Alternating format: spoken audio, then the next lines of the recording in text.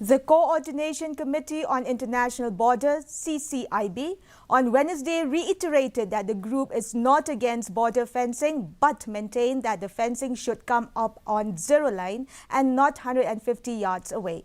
The CCIB also expressed surprise to one of their core committee members deciding to walk away from them and allegedly accepting the government's compensation on border fencing.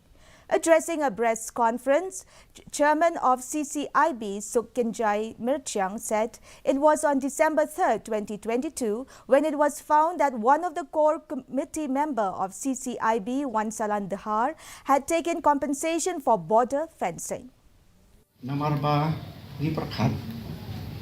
ba nginda perkat sadi pakai LSA longkat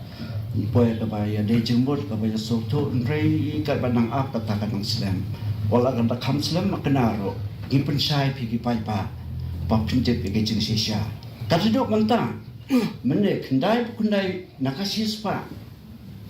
ditrai jaga gi nonglep gi badan bodar gi domang dekat bagi ki dei ki gitu ki pasain ke petition bang hapok court